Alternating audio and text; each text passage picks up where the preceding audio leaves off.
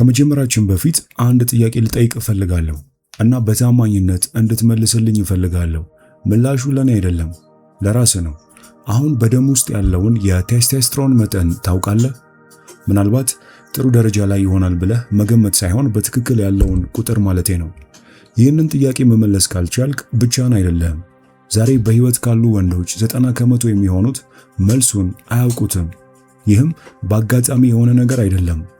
ይህ በሁሉም ፊት የተጠበቀ ሚስጥር ነው። እንድታቅም አይፈለግም። በሆነ መንገድ የሆነ ቦታ በወንዶች ላይ አንድ ነገር እየተቀየረ ነው። የውስጥ እሳቱ እየጠፋ ነው። ጉጉት፣ ጥንካሬ፣ ወንድነትን ይገልጻሉ የተባሉ ባህሪያት ቀስ በቀስ እየጠፉ ነው። ምናልባት አስተውለ ይሆናል። በትውልድ ከትውልድ እየቀነሰ መጥቷል እና አብዛኞቹ ወንዶች ይህ በራሳቸው ላይ እየተከሰተ መሆኑን እንኳን ፈጽመው አያስተውሉም። ምክንያቱም በዙሪያቸው ያሉት ሁሉም በተመሳሳይ ፍጥነት እየቀነሱ ስለሆነ ነው። አሁን የምነግርህ ቁጥር ሊያስደነግጥህ ይችላል፣ ግን እውነታ ነው። ከጥቂት አስርተ ዓመታት በፊት በአማካኝ የወንዶች የቴስቶስትሮን መጠን ከ900 በላይ ነበር። ዛሬ ከ300 በታች ወድቋል። ይህ ትንሽ መቀነስ አይደለም፣ መደበኛ እርጅና ማለትም አይደለም። ይህ በፍጥነት የሚወርድ ከፍተኛ መውደቅ ነው እና ይህ አሁን ይህን ቪዲዮ በምትመለከትበት ጊዜ በትውልድህ ላይ እየተከሰተ ነው። ወንድነታችንን በአንድ ቀን ወይም በድንገት አላጣነውም። ቀስ በቀስ ነበር የጠፋው። እኛም ከዚያ ዝቅተኛ ሁኔታ ጋር እየተላመድን መጣን። ሁልጊዜ ድካም ይሰማናል። ይህንንም እንደ መደበኛነት ተቀበልነው። አካላችን መላላትን፣ መድከምን ተላመደ። አያቶቻችን ወንድ ብለው የሚያውቁት አዲስ መደበኛ ህይወት እንደ ተፈጥሯዊ አድርገን ተቀበልነው። ነገር ግን መልካሙ ዜና አለ። ይህንን ቪዲዮ እስከ መጨረሻው ማየት ያለ ምክንያት ሳይሆን እንዲሁ ግዴታ ልታየው ይገባል። በዚህ ቪዲዮ መጨረሻ ላይ አንድም የደም ምርመራ ሳታደርግ የወንድነት ወይም የቴስቶስትሮን መጠንህን ከፍ የምታደርግበትን ወይም ዝቅተኛ እንደሆነ የምታውቅበትን፣ ዝቅተኛም ከሆነ በሳይንሳዊና በተፈጥሮ ማስረጃ የተደገፉ በተፈጥሮ መንገድ እንዴት እንደምታሳድገው እነግርሃለሁ። ምንም አይነት መርፌ፣ አቋራጭ መንገድ ወይም የውሸት ተአምራት ሳይሆን አንድ በአንድ በተፈጥሮ የምታሳድግባቸውን ሐሳቦች ከዚህ መጽሐፍ እናያለን። ምናልባት ዕድሜ ከ14 እስከ 25 ዓመት ካልሆነ እባክህ እስከ መጨረሻው እንድታየኝ እፈልጋለሁ። ምክንያቱም አምስተኛው መፍትሄ ማንም የማይነግርህ ስለሆነ ነው። ብዙ ወንዶች ፈጽሞ በማያስቡት ደረጃ የሚሰራም ቀመር ነው። እንግዲህ በሰውነትህ ውስጥ በእውነት ምን እየተከሰተ እንደሆነ ለማወቅና ለመረዳት ከፈለግ እንቀጥል። ከዛ በፊት ግን ይህ ቴስቶስትሮን የሚለው መጽሐፍ በአማርኛ የተተረጎመ ስላለ ከታች ባለው የቴሌግራም ሊንክ ብትጽፉልን እንደተለመደው ወደ እናንተ የምንልክ ይሆናል። በተለይ ወንዶች እድሜያችሁ ከ14 እስከ 25 መካከል ካልሆነ የግዴታ ይህንን መጽሐፍ እንድታነቡና ህይወታችሁን እንድትለውጡ ስል እመክራለሁ። አሁን ወደ መጽሐፉ ዘልቀን እንግባ። እስኪ አያትህን በ30 ዓመቱ አስበው፣ ከዚያም አባትህን በ30 ዓመቱ ሆኖ አስበው። አሁን ደግሞ ራስህን አስብ፣ ያለህበትን ዕድሜ ላይ አስብ። እነዚህ አማካኝ መረጃዎች ትክክል ከሆኑ አንተ በህይወት ምርጥ ዘመን ላይ ሆነ ሳለ አያትህ በመጨረሻ ዘመኑ ከነበረው ያነሰ የቴስቶስትሮን መጠን ይኖርህ ይሆናል። ይህን ላፍታ አስብበት። ይህ ስለ ውበት አይደለም። ትልልቅ ጡንቻዎችን እፈልጋለሁ ወይም በመስታወት የተሻለ መታየት እፈልጋለሁ የሚል ጉዳይም አይደለም። ቴስቶስትሮን የቦዲ ቢልዲንግ ሆርሞን ብቻ አይደለም፣ ወይም የሰውነት ግንባታ ሆርሞን ብቻ አይደለም። እሱ የወንድ ተነሳሽነት፣ የማድረግ አቅም፣ ትኩረት፣ ጽናትና በራስ መተማመን መሰረት የሆነው ኬሚካላዊ ነው። ኢምፓየሮችን እንዲገነቡ፣ ሌላውን ዳርቻ ሳያዩ ውቅያኖስን እንዲያቋርጡ፣ ብዙ ሰዎች ለመውሰድ የሚፈሩትን የማይደፈሩ አደጋዎችን እንዲጋፈጡ የሚያበረታታ ሆርሞን ነው። ባጭሩ ቴስቶስትሮን አንድ ወንድ ተነሳሽነት፣ ትኩረት፣ ጽናትና በራስ መተማመን እንዲሁም የድሮ ሰዎች ትልልቅ ከተሞችንና ኢምፓየሮችን ሌላውን ዳርቻ እንዲያስሱ፣ ብዙ ሰዎች መውሰድ የሚፈሩትን አደጋ እንዲጋፈጡ፣ ባጭሩ ወንድ እንዲሆኑ የሚያደርጋቸው ሆርሞን ነው። አሁን ስለምን እያወራን እንደሆነ ግልጽ ሆኖልሃል። ከአንድ ሙሉ ትውልድ ዘንድ በዝምታ እየጠፋ ያለው ነገር ይህ ሆርሞን ነው። ከሁሉ የሚያስፈራው ነገር ይህ መቀነሱ ብቻ አይደለም። የሚያስፈራው ነገር እንደ መደበኛ አድርገን መቀበላችን ነው። ከቀኑ 8 ሰዓት ሁልጊዜ ይደክማል ወይም ከሰዓት በኋላ ድካም የሚሰማ ከሆነ የተለመደ ነው ብለን ወስደነዋል። ቀድሞ የምትወዳቸውን ነገሮች ፍላጎት እያጣ ከሆነ ይህም የተለመደ ነው ብለን እንወስዳለን። ትኩረት ማድረግ የሚከብድ ከሆነ፣ እንቅልፍ የተበላሸ ከሆነ፣ ምንም ብታደርግ በደረትህና በሆድ ላይ ስብ እየጨመረ ከሆነ ወይም ቦርጫም የሆንክ ከሆነ ይህ የተለመደ ነው ብለን ተቀብለነዋል። ወንዶች ይህን አይነት መቀነስ እንደ ትልቅ ሰው መሆን በመቀበል የሚኖሩበት ባህልን ፈጥረናል። ነገር ግን ይህ የትውልድ ስህተት ነው ወይም ደግሞ የትልቅ ሰው መሆን ምልክቶች አይደሉም።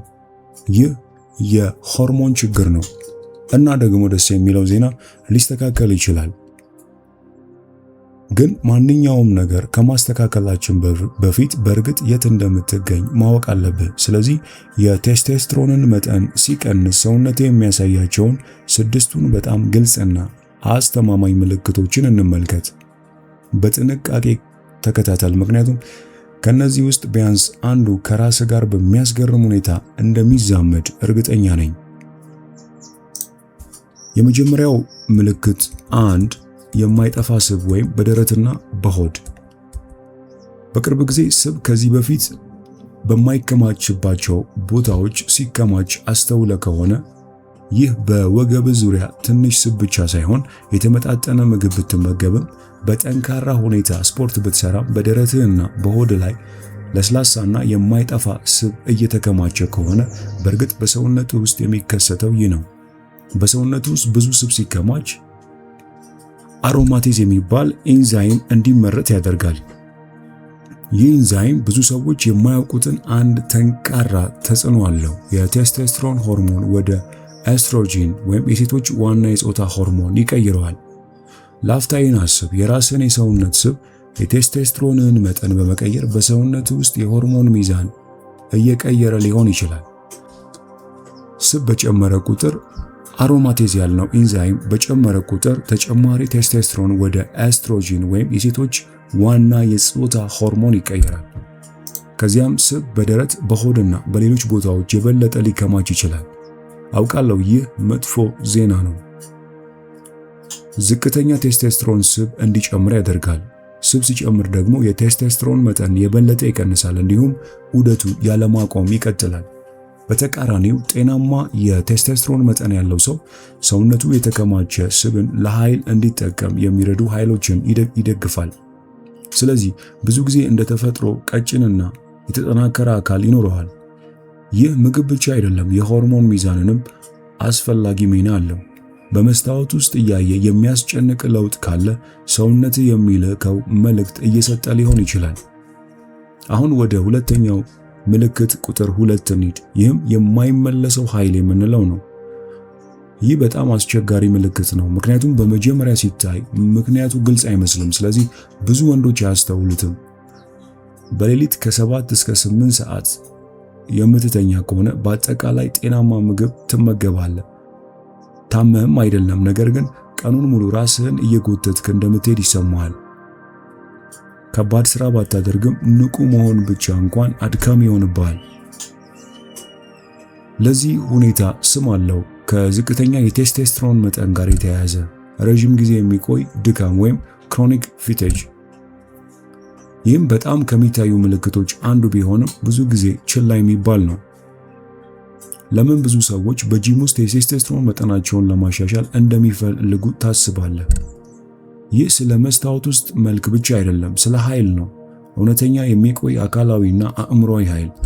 የቴስቶስትሮን መጠን በተመጣጠነ ደረጃ ሲኖር ሰውነት በብቃት ይሰራል። ንቁ፣ ብርቱና በትኩረት የተሞላና ንቁ ህይወት እንዳለ ይሰማሃል። ሆኖም ግን በቀን 7 ሰዓት እየተኛ የተመጣጠነ ምግብ እያገኘ ሁሌ ግን ድካምና ኃይል ማጣት የሚሰማ ከሆነ ችግር አለ ማለት ነው። ይህ ነው ሁለተኛው ምልክት። ይህ ሁሉ እያረግ ኃይል ከሌለ ግን ሌላው ሁሉ ትርጉም ያጣል። የቴስቶስትሮን መጠን ወርዶ ምርጥ እቅድ ሊኖር ይችላል። ትልቅ እድል ወይም ህልም ሊኖር ይችላል። ጥሩ ግንኙነት ሊኖር ይችላል። ነገር ግን እነዚህን ለመጠቀም የሚያስፈልገው ኃይል ከሌለ ሁሉም ዋጋ ያጣሉ። ሁሉንም በትክክል እያደረግ ከሆነ እንኳን ሁል ጊዜ የተዳከመ ከሆንክ ችግሩን በፕሮግራም ወይም በጊዜ ሰሌዳ ላይ ከመውቀስ ይልቅ የሆርሞን ጤናን መመልከት ተገቢ ሊሆን ይችላል። ሌላኛው ምልክት ቁጥር 3 የማይጠፋው የአእምሮ ጭጋግ ነው። ከዚህ በፊት በቀላሉ የምታስታውሳቸውን ነገሮች አሁን በቀላሉ የምትረሳ ከሆነ ስም ሊሆን ይችላል፣ መስራት የነበረብህን ነገር ሊሆን ይችላል፣ ወይም አንድ ሰው ከ5 ደቂቃ በፊት የነገረህን ነገር ሊሆን ይችላል። ብዙ የሳይንስ ጥናቶች ዝቅተኛ የቴስቶስትሮን መጠን ከማስታወስ ችግርና በጊዜ ሂደት ከአእምሮ አቅም መቀነስ ጋር ግንኙነት እንዳለው ያመለክታሉ። ይህ ሰዎችን ለማስፈራራት የሚነገር ነገር አይደለም፣ በስነ ህይወት ላይ እንዲሁም በጥናቶች ላይ የተመሰረተ ነው። ቴስቶስትሮን የአእምሮ ጥራትና የማሰብ ብልሃትን ለመጠበቅ ጠቃሚ ሚና አለው። መጠኑ ሲቀንስ የአእምሮ ግልጽነት ሊቀንስ ይችላል። ብዙ ሰዎች ይህንን ብሬን ፎግ ወይም የአእምሮ ጭጋግ ብለው ይጠሩታል። ይህ ማለት ሐሳብ ግልጽ አይሆንም፣ ትኩረት ማድረግ በጣም ከባድ ይሆንብሃል፣ ቀላል መሆን የሚገባው ውሳኔ ብዙ ጊዜ ይወስድብሃል፣ ምክንያቱም አእምሮ በምትሰራው ነገር ላይ መቆየት ይቸገራል። አሁን ደግሞ የቴስቶስትሮን መጠኑ በጤናማ ደረጃ ላይ ያለውን ሰው አስብ። አእምሮው እንደ በደንብ የተጠገነ ማሽን ይሰራል፣ በፍጥነት ያስታውሳል፣ ትኩረቱ ጠንካራ ነው፣ ውሳኔዎችን በእርግጠኝነት ይወስናል። ይህ የአእምሮ ስለት የባህሪ ጉዳይ ብቻ አይደለም፣ የሆርሞን ሚዛንንም ከፍተኛ ሚና ይጫወታል። በቅርብ ጊዜ አእምሮ ግልጽ እንዳልሆነ ከተሰማ ከምልክቶቹ አንዱ ሊሆን ስለሚችል ልብ ማለት ይኖርብሃል። በመቀጠል የምናየው ምልክት ቁጥር 4 የማይረጋጉት ሌሊቶች። ለመተኛት ብዙ ጊዜ ይወስድብሃል፣ ወይም ሌሊት 2 ወይም 3 ሰዓት ላይ ያለምንም ግልጽ ምክንያት ትነቃለህ፣ ወይም ጠዋት ስትነሳ ጨርሶ ያልተኛ እንደሆነ ይሰማሃል። እዚህ ላይ ብዙ ወንዶች ምክንያትና ውጤቱን ይቀያይራሉ። መጥፎ እንቅልፍን ውጥረት ነው ወይም መጥፎ ልምድ ነው ብለው ያስባሉ። አንዳንድ ጊዜ ይህ እውነት ሊሆን ይችላል፣ ነገር ግን ብዙ ሰዎች የማያውቁት ጥልቅ የሆርሞን ግንኙነት አለ። ቴስቶስትሮን የእንቅልፍ ጥራትን ይጎዳል። ጥሩ እንቅልፍ ደግሞ የቴስቶስትሮንን ምርት ይደግፋል። እነዚህ ሁለቱ እርስ በርሳቸው የተያያዙ ናቸው። የቴስቶስትሮን መጠን ሲቀንስ የእንቅልፍ ጥራትም ሊቀንስ ይችላል። የእንቅልፍ ጥራት ሲቀንስ ደግሞ ሰውነት ቴስቶስትሮንን በበቂ ሁኔታ ለማመንጨት ያነሰ እድል ያገኛል። ምክንያቱም አብዛኛው የቀን የቴስቶስትሮን ምርት በጥልቅ እንቅልፍ ውስጥ እንደሚከናወን ግልጽ ነው።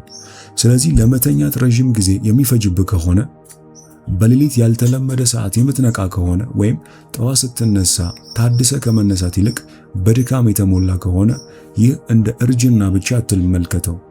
ሰውነትን ለሆርሞን ሚዛን ትኩረት እንድትሰጥ የሚያስጠነቅቅ ምልክት እየሰጠ ሊሆን ይችላልና ልብ በል። በመቀጠል የምናየው ቁጥር 5 ምልክትን ሲሆን ቀስ በቀስ የጠፋው ተነሳሽነት። ይህ ከሁሉም የሚያሳምን ምልክት ሊሆን ይችላል፣ ምክንያቱም ሰውነት ብቻ አይነካም፣ ማንነትህንም ይነካል። ከዚህ በፊት ደስ ይሉ የነበሩ ነገሮችን አስብ። ለማሳካት የምትሮጥላቸው ግቦች፣ የምትወዳቸውን የትርፍ ጊዜ ስራዎች፣ ያለህን ህልምና ታላቅ ምኞት፣ አንድ ነገር ለመገንባት የነበረ ጉጉት። እነዚህ ሁሉ አሁን አሉ ወይስ በውስጥ የነበረ አንድ ነገር ቀስ በቀስ ጸጥ ብሎ ጠፍቷል? መስራት ካልፈለግ፣ ራስህን መግፋት ካልፈለግ፣ አንድ ጊዜ ይነዳ የነበረው የውስጥ እሳት ቀስ በቀስ ወደ ግዴለሽነት እየተቀየረ ከሆነ ይህ ከዝቅተኛ የቴስቶስትሮን መጠን ጋር ሊዛመድ ይችላል። ይህ ሆርሞን ለአካል ጥንካሬ ብቻ አይደለም፣ ተነሳሽነት፣ ጉጉትና በራስ መተማመንን የሚደግፍ አስፈላጊ አካል ነው። የቴስቶስትሮን መጠን በጤናማ ደረጃ ሲኖር ግቦችን መከተል እንደ ከባድ ሥራ አይሰማም። በተፈጥሮ የሚመጣ ፍላጎት ይሆናል። ወደፊት ለመሄድ፣ ለመፍጠር፣ ራስን ለማሻሻል፣ የተሻለ ሰው ለመሆን የሚገፋፋ ጉጉት ይኖራል። ነገር ግን የቴስቶስትሮን መጠን ሲቀንስ ያ ጉጉት ጮክ ብሎ አይሄድም፣ በቀስታ ዝም ብሎ ይጠፋል። ብዙ ወንዶችም ይህን እንደ ትልቅ ሰው ሆኛለሁ ወይም አሁን ተረጋግቻለሁ ብለው ያስባሉ። ነገር ግን አንዳንድ ጊዜ ይህ በሆርሞን ለውጥ ምክንያት ሊሆን ይችላል። ከዚህ በፊት የነበርከው ሰው የበለጠ ተነሳሽ፣ የበለጠ ቀናተኛ፣ የበለጠ ሕያው ሆኖ የሚታይ ከሆነ ያንን በናፍቆት ብቻ አትተርጉመው። የሆርሞንን ጤናህን ሚና ሊኖረው ይችላል። አሁን ወደ ስድስተኛውና የመጨረሻው ምልክት ደርሰናል። ይህም የጠፋው የውስጥ ጥንካሬ። አንድ የመጨረሻ ምልክት ቀርቷል። ብዙ ወንዶች ይሰሙታል፣ ግን በቃላት ለመግለጽ ይቸገራሉ። እሱም የውስጥ ጥንካሬ መጥፋት ነው። ያንን ስሜት ታውቀዋለህ። ቀድሞ በሰዎች ፊት ሳትፈራ የምትናገረው አንተ፣ ቀላሉን መንገድ ሳይሆን ፈታኙን መንገድ የምትመርጠው አንተ፣ በውስጥ ሁልጊዜ የነበረው የንቃት ስሜት፣ ፍርሃት ሳይሆን ዝግጁነትና ንቃት፣ ለታላቅ ነገር እንደተፈጠርክ የሚሰማ ስሜት። ምንም እንኳን ያ ነገር ምን እንደሆነ በትክክል ባታውቅም የቴስቶስትሮን መጠን መቀነስ ምልክት ነው። ያ ስሜት ቀስ በቀስ ይጠፋል። ለታላቅነት የምታደርገው ሩጫ ወደ እርምጃ፣ መጨረሻውም ወደ ማቆም ትሄዳለህ። ከሰዎች ጋር ለመስማማት የበለጠ ትሞክራለህ። የበለጠ ጥበበኛ ስለሆንክ ሳይሆን ግጭትን ለመቋቋም የሚያስፈልገው ኃይል ስለቀነሰ ሊሆን ይችላል። ምናልባት ከዚህ በፊት የምትቃወመው ነገር ዝም ብለህ ታልፋለህ። ከራስህና ከህይወት የምትጠብቀው ደረጃ ዝቅ ይላል። ይበቃል ብለህ እጅ ትሰጣለህ። ይህ ጭካኔ ወይም ጠበኛ ስለመሆን አይደለም። ይህ እጅ ስለመስጠትና ስለመልፈስፈስ ነው። ህይወትህን አንተ መምራትና ህይወት አንተን መምራቷ መካከል ያለ ልዩነት ነው። አሁን ራስህን በታማኝነት አንድ ጥያቄ ጠይቅ። ያ የውስጥ ንቃትና ጥንካሬ ስሜት ለመጨረሻ ጊዜ መቼ ተሰምቶ ነበር? አሁን እውነታውን የምታውቅበት ቅጽበት ጋር ደርሰናል። ለአፍታ ቆም በልና ከነዚህ 6 ምልክቶች ውስጥ ቀደም ሲል ካየናቸው ማለትም የማይጠፋው ስብ፣ የጠፋው ኃይል፣ የአእምሮ ጭጋግ፣ የተበላሸ እንቅልፍ፣ የጠፋው ተነሳሽነትና የጠፋው የውስጥ ጥንካሬ፣ ከነዚህ ስንቶቹን በራስ ላይ አስተውለሃል? ከታች ኮመንት ላይ ጻፍልኝ። አንዱን ወይስ ሁለቱን? ይህ ትኩረት ሊሰጠው የሚገባው ጉዳይ ነው። ምናልባት ከነዚህ ካየናቸው ምልክቶች 3 እና ከዚያ በላይ ከሆነ ሰውነትህ ለረጅም ጊዜ መልእክት ሲልክልህ ቆይቷል እና ምናልባት ይህ ለመጀመሪያ ጊዜ ቆም ብለህ በእውነት ያዳመጥክበት ጊዜ ሊሆን ይችላል። በዚህ ውስጥ የሚያሳፍር ነገር የለም። ይህ የግል ውድቀት ወይም ድክመት አይደለም። ሰውነትህ ለእርሱ በማይመች አካባቢ ሲኖር የሚሰጠው ተፈጥሯዊ ምላሽ ነው። ነገር ግን ይህን የተደጋጋሚ ሁኔታ ማወቅ ከሱ ለመውጣት የመጀመሪያው እርምጃ ነው። ቀጥሎ የምናደርገውም በትክክል ይህ ነው። ለምን ይህን በዚህ ዘመን በዚህ ስፋት ከኛ በፊት ከነበሩ ትውልዶች ይልቅ በመረጃና በጤና የተሻሉ በምንባለው በእኛ ዘንድ እንዴት ሊከሰት ቻለ? ይህ ሁሉ አዳዲስ ግኝቶች፣ የቴክኖሎጂ ዕውቀቶች፣ ሁሉ ነገር በእጃችን እያለ እንዴት በዚህ ልክ የቴስቶስትሮን መጠን ሊቀንስና ተራ ወንዶች ልንሆን ቻለን? ዘመናዊ አኗኗራችን ቀስ በቀስ የቴስቶስትሮን መጠንን የሚጎዳ ሁኔታን ፈጥሯል። የማያቋርጥ ውጥረት ሰውነት ብዙ ኮሌስትሮል እንዲያመነጭ ያደርጋል። እርሱም የቴስቶስትሮን ምርትን ሊቀንስ ይችላል። መጥፎ እንቅልፍ ብዙ ጊዜ በረዥም የስክሪን ጊዜ ቆይታ በማምሸት የሚከሰት ሰውነት ሆርሞኖቹን የሚያድስበት ጊዜ እንዲያጥር አድርጓል። ፕሮሰስድ የሆኑ የፋብሪካ ምግቦች፣ የተቀነባበሩ ምግቦች፣ ቀኑን ሙሉ ቁጭ ብሎ መቆየት፣ በቂ የፀሐይ ብርሃን አለማግኘት፣ እንቅስቃሴ አለማድረግ ወይም የእንቅስቃሴ እጥረት፣ የማያቋርጥ የስነ ልቦና ውጥረት እያንዳንዳቸው ብቻቸውን ትልቅ ችግር ላይመስሉ ይችላሉ። ነገር ግን ቀን በቀን ወር ከወር ዓመት ከዓመት ሲደራረቡ የወንድ ጥንካሬና ንቃትን ከውስጥ የሚያዳክም አካባቢን ይፈጥራሉ። ሰውነትህ የተበላሸ አይደለም። ችግሩ አካባቢ ባንተ ላይ እየሰራ መሆኑ ነው። ይህን ከተረዳ አንተም ያንን አካባቢ ለመቀየር መስራት መጀመር ይኖርብሃል።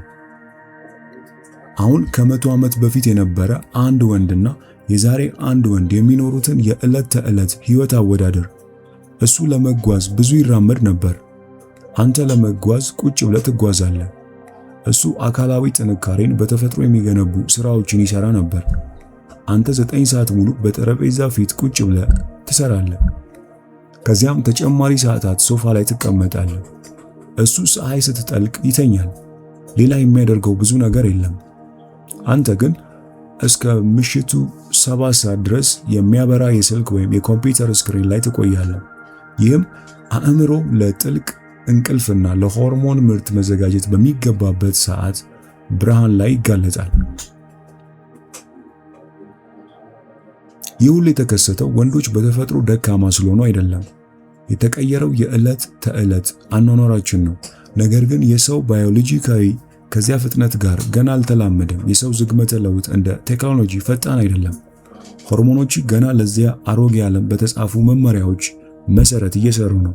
ያ ዓለም ግን ዛሬ በጣም ተቀይሯል።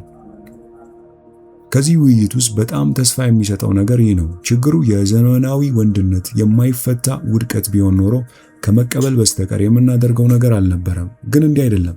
ችግሩ ሚስጥራዊ አይደለም። ግልጽ የሆኑ ምልክቶች ወይም ምክንያቶች አሉ። መጥፎ እንቅልፍ፣ መጥፎ አመጋገብ፣ በቂ የፀሐይ ብርሃን አለማግኘት፣ የእንቅስቃሴ እጥረት እና የማያቋርጥ የስነ ልቦና ውጥረት። እነዚህ ሁሉ ሊታወቁ የሚችሉ ምክንያቶች ናቸው። ከዛሬ ጀምሮ እያንዳንዳቸውን መቀየር ትችላለህ።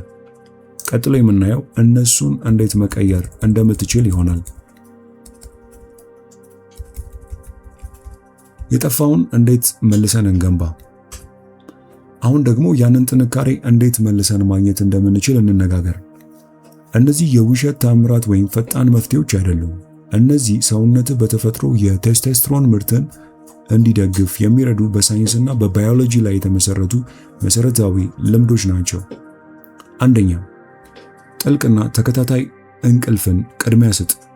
አብዛኛው የቴስቶስትሮን ምርት በጥልቅ እንቅልፍ ወቅት ስለሚከናወን በቀን ከ7 እስከ 8 ሰዓት ጥራት ያለው እንቅልፍ ማግኘት ራስን እንደ መንከባከብ የሚታይ አማራጭ ሳይሆን ለሆርሞን ጤና ከሚደረግ በጣም ጠቃሚ ነገሮች አንዱ ነው። በየቀኑ በተመሳሳይ ሰዓት ተኛ፣ በተመሳሳይ ሰዓት ንቃ። ይህ ማለት ቅዳሜና እሁድንም ጨምሮ። ይህ ሰውነት የሆርሞን ምርቱን በተረጋጋ ስርዓት እንዲያከናውን ይረዳል። መኝታ ቤትህን ጨለማና ቀዝቃዛ አድርግ። ይህ ለሰውነት ወደ ጥልቅ የማስገቢያ እንቅልፍ ለመግባት ምልክት ነው። ከመተኛት በፊት ደግሞ ስልክና ሌሎች ስክሪኖችን ለመጠቀም የተወሰነ ጊዜ ገድብ። ከነዚህ የሚመጣው ሰማያዊ ብርሃን አእምሮህን ገና ቀን ነው ብሎ ያሳስታል። ይህም ሰውነት ሊጀምር የሚገባውን የሆርሞን ሂደት ያዘገያል። ይህን አንድ ልምድ ብቻ በተከታታይ መተግበር ትልቅ ለውጥ ሊያመጣ ይችላል። ሁለተኛው በክብደት ስልጠና ላይ ማትኮር ነው። ካርዲዮ ብቻ ሳይሆን የክብደት ስልጠናም ያስፈልግሃል። እንደ ስኳት፣ ዴድሊፍት፣ ቼስት ፕሬስ እና ሮው ያሉ የተደበላለቁ እንቅስቃሴዎች ለሰውነት ጡንቻና ጥንካሬ አሁንም ያስፈልጋሉ የሚል ምልክትን ይልካሉ። ሰውነትም ለዚህ ምላሽ በመስጠት ጡንቻን የሚደግፍ የሆርሞን ስርዓቶችን ይደግፋል። ይህ ማለት ግን በየቀኑ ሰዓታትን በጂም ማሳለፍ አለብህ ሳይሆን በሳምንት ጥቂት ጊዜ በትኩረትና በጥራት መለማመድ በቂ ነው። ሰውነት ለሚሰጠው ጥረት ምላሽ ይሰጣል። ለብዙ ሰዓታት መቆየት ሳይሆን መንቀሳቀስ ነው። ሶስተኛው በተለይ ጠዋት የፀሐይ ብርሃንን አግኝ። በቀኑ መጀመሪያ ሰዓት የፀሐይ ብርሃን ማግኘት የሰውነትን የውስጥ ሰዓት ወይም ቦዲ ክሎክ ለማስተካከል ይረዳል። ይህም በቀንና በሌሊት የሚሰሩትን የሆርሞን ሂደቶች ይደግፋል። እንዲሁም ለቫይታሚን ዲ ምርት ይረዳል። ቫይታሚን ዲ ደግሞ በሆርሞን ሚዛን ውስጥ ጠቃሚ ሚና አለው። ከእንቅልፍ ከነቃ በኋላ በመጀመሪያ ባለው 1 ሰዓት ውስጥ ከ10 እስከ 20 ደቂቃ ከቤት ውጭ ማሳለፍ ከብዙ ሰዎች የሚያስቡት በላይ ጥቅም አለው። ይህም ምንም ያስከፍል አይደለም፣ አድርገው። አራተኛው ውጥረትን እንደ ከባድ ጠላት ተቆጣጠረው። ረጅም ጊዜ የሚቆይ ውጥረት የኮሌስትሮል መጠንን ያሳድጋል። ኮሌስትሮል እና ቴስቶስትሮን በብዙ መንገድ ተቃራኒ ሚና ይጫወታሉ። አንዱ ሰውነትን ለመዳን ያዘጋጃል፣ ሌላው ለእድገትና ለጥንካሬ ይረዳል። የነርቭ ስርዓትህ ሁልጊዜ በማስጠንቀቂያ ሁኔታ ከኖረ በማያቋርጥ ማስታወቂያዎች፣ በስራ ጫና፣ በየቀኑ ግርግር ኮሌስትሮል ከፍ ብሎ ይቆያል። ቴስቶስትሮን ደግሞ ይጎዳል። የአተነፋፈስ ልምምድ፣ ስልክ ሳትይዝ በእግር መሄድ ወይም ወክ ማድረግ፣ ማስታወሻ መጻፍ፣ አላስፈላጊ ውጥረቶችን ከህይወት መቀነስ። ምንም ብትመርጥ የውጥረት አስተዳደርና እንደ የዕለት ተዕለት ልምምድ አድርገህ ተመልከተው። ይህ ቅንጦት አይደለም፣ በኋላ አድርገዋለሁ የሚባልም ነገር አይደለም። የየቀኑ አስፈላጊ ልምድ ነው። አምስተኛው በተለይ ከ14 እስከ 25 ዓመት ላሉ አስተሳሰብህ ባዮሎጂህን ይጎዳል። ይህ በተለይ እስካሁን ለተከታተላችሁ ከ14 እስከ 25 ዓመት ላላችሁ ነው። የምታስበው፣ ራስህን የምታይበት፣ የምትሸከመው አቋም ከሰውነት የሆርሞን ምላሽ ጋር ግንኙነት አለው። ቀጥ ብለህ መቆም፣ አንገትህን መድፋት ሳይሆን በእርግጠኝነት መናገር፣ ቃልህን በምትናገር ጊዜ በኮንፊደንስ እና በድፍረት መናገር፣ የምትገባባቸው ቦታዎች ውስጥ ራስህን አለማሳነስ። ይህ ለማስመሰል ብቻ በራስ መተማመንህን አሳይ የሚል ምክር አይደለም። በጊዜ ሂደት መሆን የምትፈልገውን ሰው እንደሆንክ መኖር ነው። ያንን ማንነት የሚደግፉ የሰውነት ሂደቶችን ሊያበረታታ ይችላል። ሰውነት ራስህን እንዴት እንደምትሸከም ሁል ጊዜ እያዳመጠ ነው፣ አንተ ብታስተውልም ባታስተውልም። ስለዚህ ዛሬ ጀምሮ አንድ ቀን ሳይሆን መሆን የምትፈልገውን ሰው እንደሆንክ ራስህን ንገረው። የዛሬውን የዚህ የቴስቶስትሮን መጽሐፍ ሐሳብ ስንደመድመው ምርጫ ያንተ ነው። ማንም ጮክ ብሎ ለመናገር የማይፈልገው እውነት ይህ ነው። ይህ መቀነስ የማይቀር ዕጣ ፋንታ አይደለም። ዘመኑ እንዲህ ነው ብለን የምንቀበለው ነገርም አይደለም። ይህ በየቀኑ የምንደጋግማቸው ልማዶች የተሰበሰበ ውጤት ነው እና እነዚህን ልምዶች በአንድ ውሳኔ እንደገና መገንባት ይቻላል። አሁን 6ቱን ምልክቶች አውቀሃል። የማይጠፋው ስብ፣ የማይመለሰው ኃይል፣ የአእምሮ ጭጋግ፣ የተበላሸ እንቅልፍ፣ ቀስ በቀስ የሚጠፋው ተነሳሽነትና የውስጥ ጥንካሬ መቀነስ። ከነዚህ ውስጥ አንዱም እንኳን ራስህን በህይወት ውስጥ ካስተዋልክ ያ የህክምና ውሳኔ ሳይሆን ሰውነትህ ምን እያለ እንደሆነ ለመረዳት የተሰጠ ግብዣ ነው። ከሰውነትህ ራሱ ከሚወስንብህ በፊት አንተ አንድ እርምጃ የሚጠራ ጥሪ እየነገረ ነው። ከኛ በፊት የነበረው ትውልድ ስለ ቴስቶስትሮን ማሰብ አያስፈልገውም ነበር። የነሱ አኗኗር ራሱ ያንን ይደግፍ ነበር። እኛ ግን ያንን አኗኗር እየኖርን አይደለም። ስለዚህ ያ ጥንካሬ በራሱ አይመለስም። እኛ ራሳችን ሆን ብለን መገንባት አለብን። እንግዲህ ዛሬ አንድ ተግዳሮት እሰጥሃለሁ። ከዚህ ቪዲዮ ውስጥ አንድ ነገር ብቻ ምረጥ፣ አንድ ብቻ፣ እና ዛሬ ማታ ጀምር። እንቅልፍህን አስተካክል።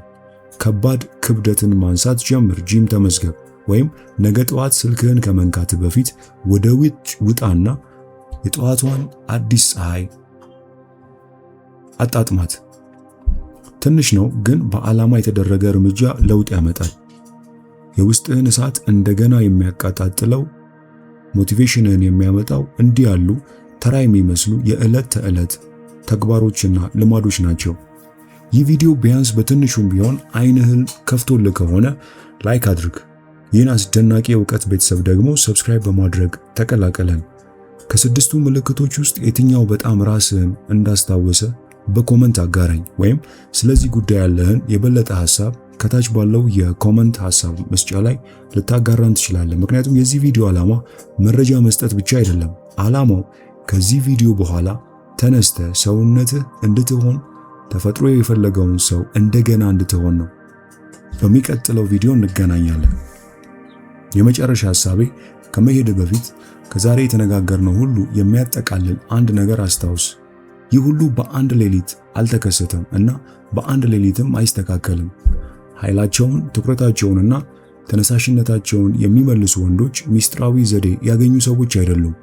ትንሽ፣ ቀላል፣ ምናልባትም አሰልቺ የሚመስሉ ልምምዶችን በየቀኑ በቋሚነት የሚደጋግሙ ሰዎች ናቸው። እስከሚያገኙት ውጤት ሊካድ የማይችል ድረስ ይሄዳሉ። ጥሩ እንቅልፍ፣ እንቅስቃሴ፣ የፀሐይ ብርሃን፣ ውጥረትን መቆጣጠር፣ ጤናማ አስተሳሰብ፣ እነዚህ 5 ቀላል መሰረቶች ናቸው። ሁሉም ወደ አንድ አቅጣጫ የሚሰሩ። ብዙ ገንዘብ አይጠይቁም፣ ማይገኝ ጊዜም አይጠይቁም። አንድ ነገር ብቻ ይፈልጋሉ፣ ውሳኔ። ያንን ውሳኔ ቀድሞ አያቶቻችን ሳያስቡበት ይወስኑ ነበር፣ ምክንያቱም ያ የህይወታቸው መንገድ ነበር። አሁን መረጃው በእጅ ነው።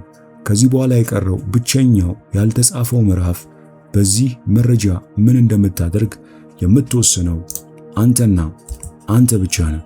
ይህ ግን ብቻ በቂ አይደለም። ይህ መጽሐፍ ሙሉ በአማርኛ ስላለ ከታች ባለው የቴሌግራም ሊንክ አድራሻ መጽሐፉን ቴስቶስትሮን የሚለውን መጽሐፍ ብላችሁ ብትጽፉልን፣ ከታች ያለውን የቴሌግራም አድራሻ በመጠቀም ብትጽፉልን እንደተለመደው ወደ እናንተ የምንልክ ይሆናል። በሚቀጥለው ጊዜ እንዲና መሰል ህይወት ለዋጭ መጽሐፎችን ወደ እናንተ ይዘን እስክንመጣ ድረስ ቪዲዮውን ላይክ እና ሼር እንዲሁም ይህን አስደናቂ የእውቀት ቤተሰብ ሰብስክራይብ በማድረግ እንድትቀላቅሉ እንጋብዛችኋለሁ።